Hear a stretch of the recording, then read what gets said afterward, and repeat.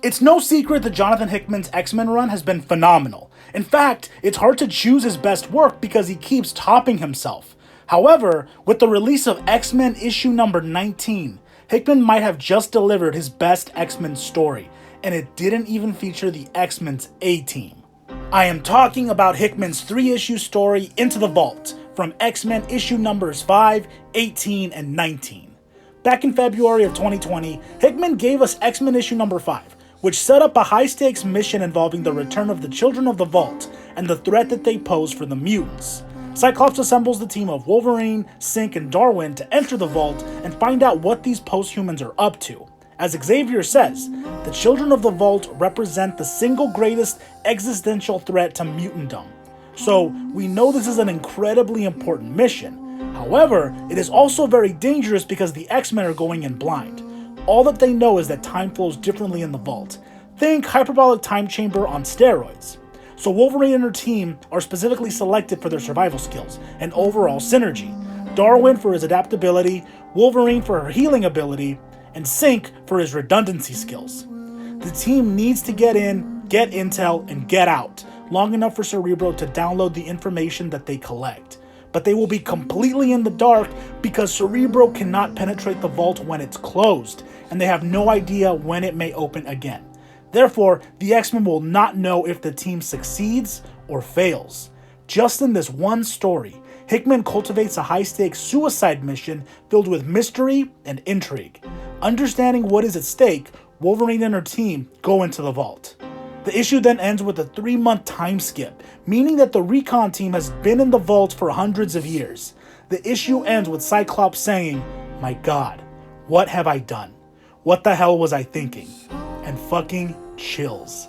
I was so hyped to read what happens next, but then the X-Men stories kept on going with no word from Wolverine and her unkillable X-Men team. Until now. Over a year after X-Men number 5 first placed Darwin, Synch, and Wolverine into the Vault, X-Men number 18 came out revealing what happened once they arrived. And now, this past week, X-Men number 19 gave us the blockbuster conclusion to this 3-issue arc. And can I just say, wow, what a masterpiece. Though Hickman has already created some amazing X-Men stories these past 2 years, it is in this 3-issue arc where he cleverly sets up and executes the most important themes of what makes X-Men stories so great: the eternal conflict and the endurance of hope. Now, we're no strangers to the ridiculous amounts of obstacles that mutants have faced over the decades. Hated and feared, but still saving the world, the X-Men are all about overcoming adversity in all its forms. But it doesn't stop.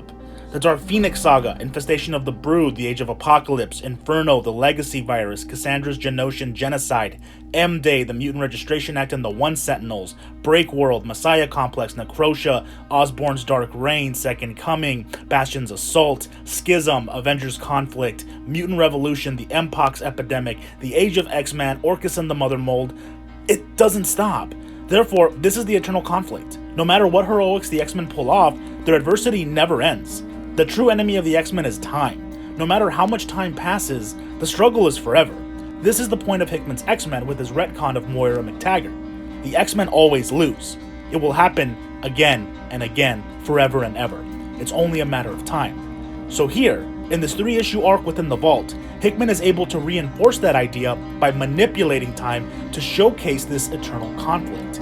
Several hundreds of years have passed inside the Vault, so Darwin, Synch, and Wolverine have spent a long time on this mission. No matter what they do, no matter how many battles they win, they are always on the losing side, because none of their sacrifices matter unless they can get out. They are unable to escape. They're trapped in this perpetual techno-landscape labyrinth for what feels like forever. Only in retrospect can we see the symbolic importance of time that Hickman creates. We stop caring because we are used to the eternal conflict. It's just another day for the X-Men. But this is dangerous thinking because it numbs us to the experience, which is why Hickman is so good at writing X-Men stories. He knows that this concept of the eternal struggle can only work emotively to make us care when paired with the most important concept of the X-Men, the endurance of hope. Though the struggle is forever, how we choose to feel about this eternity is what really matters, and this is perfectly showcased in the characterization of the X-Men that went into the Vault. Darwin is a sweetheart. Laura continues to show us why she is bad as fuck, and then we have Synch, who is really the standout character of Hickman's story. Through him, we get the narration. It is through him that we see the psychological and physical toll that being in the vault for hundreds of years does to someone. Trapped in this labyrinth with dangers around every corner, hunted by the children for hundreds of years, the team is put in an impossible situation. But instead of succumbing to it, instead of allowing cynicism to reign, the team overcomes. Though their time in the vault feels eternal, they never lose sight of themselves. They do not lose sight of the mission because that is what X-Men do. They endure.